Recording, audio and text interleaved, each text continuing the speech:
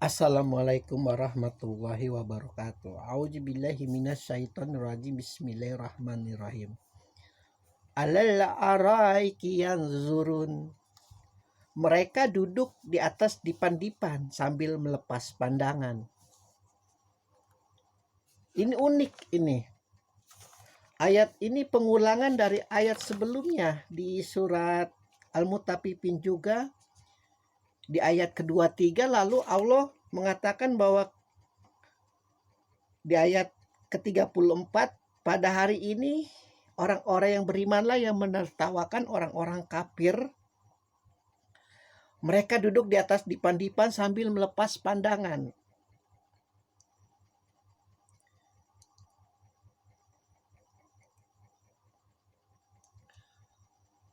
Entah kenapa.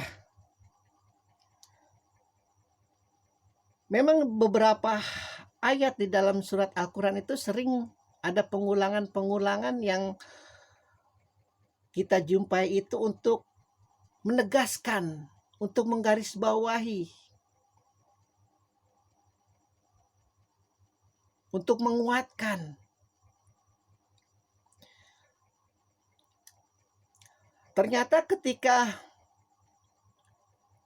di hari kiamat itu, di hari penghisapan itu, ketika Allah menjanjikan bahwa sebutir zarah pun engkau tidak akan kujalimi, apa yang kau tanam akan kau ambil, apa yang kau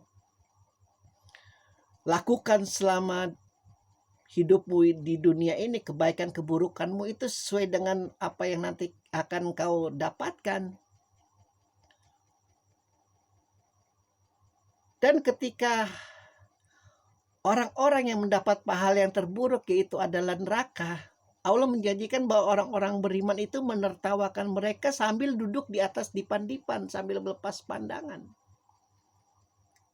Artinya juga itu Allah itu ternyata memiliki sifat yang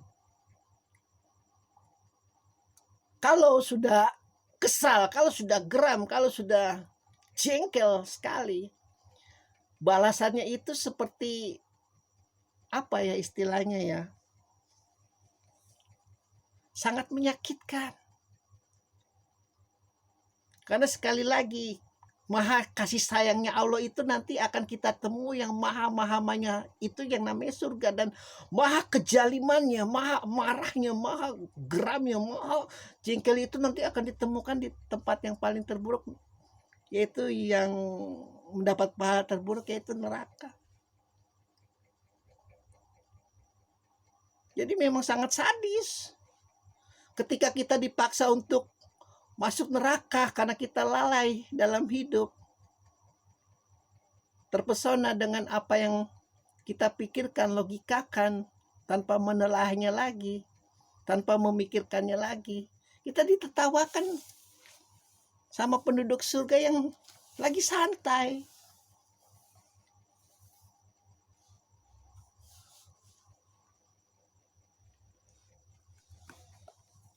Serem. Balasan Allah itu sangat serem. Makanya beruntunglah kalau kamu itu tertangkap sekarang atas kejahatan-kejahatanmu, atas korupsi-korupsimu, atas kolusi-kolusimu itu. Lebih baik ditertawakan di dunia, lebih baik dicemoohkan di dunia, sumpah. Karena Allah menjanjikan ini sungguh luar biasa.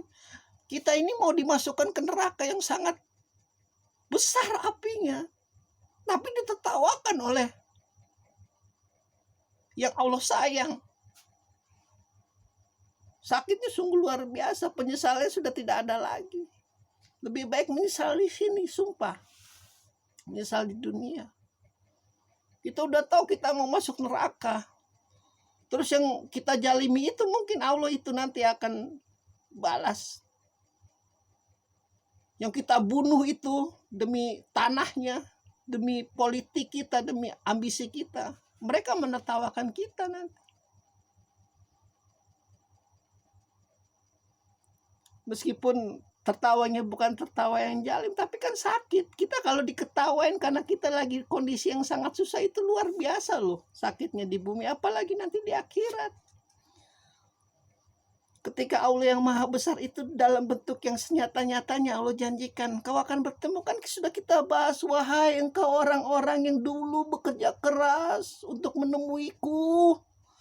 Ketika kita di padang mahsyar itu dibangkitkan, sekarang saatnya engkau bertemu dengan aku. Itu kabar sangat luar biasa gembira bagi mereka yang mendapat kitab Alin. Luar biasa gembira, muka-mukanya begitu cerah. Kebaikan-kebaikan yang dahulu mereka lupakan. Ya, kebaikan itu memang seharusnya seperti itu, seperti kita membuang sampah. Seperti kita buang hajat di toilet, nggak perlu diingat-ingat. Nanti Allah yang mengingatkan di dalam kitab Alin. Sekecil apapun Allah janjikan. Sakit sungguh luar biasa ini kalau Allah lagi jalimnya, sejalim-jalimnya itu.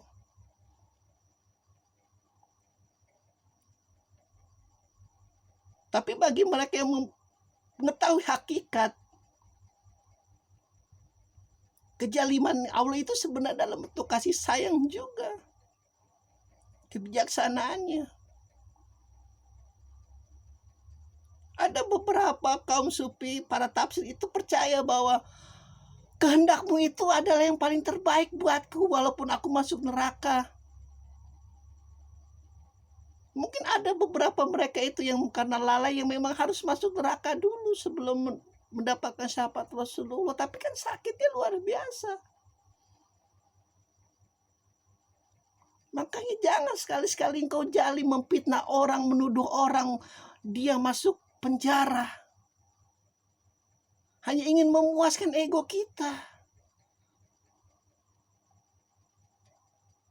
Itu kan orang masuk penjara kan punya keluarga. Punya istri, punya anak, punya paman, punya bibi. Kalau benar mereka masuk penjara ya bagus buat orang itu. Kalau orang itu tidak berhak masuk penjara. Seorang pemimpin Ikhwanul Muslimin yang dipenjarakan oleh diktator Mesir pada saat itu, ketika dia menulis sampai dalam sebuah ucapannya itu yang sangat terkenal.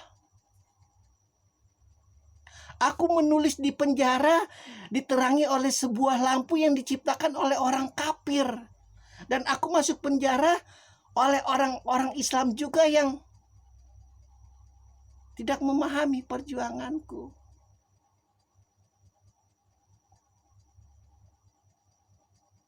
Ironi. Lahnatullah itu kalau membuat sebuah desain, membuat sebuah misi itu, kalau kita tidak waspada itu akan terlihat seperti surga. Kebenaran itu akan tampak di panca indera kita. Maka patokannya adalah jangan jalim. Buktikan dengan hukum dunia. Buktikan dengan pengadilan kejaksaan. Lepas. Biar mereka yang bekerja. Nanti ketika orang yang dijalimi itu bersaksi bahwa penguasanya dia dan penguasanya itu punya hak untuk berkata, itu sudah aku serahkan semuanya ke hakim, ke jaksa. Aku tidak berbuat apa-apa.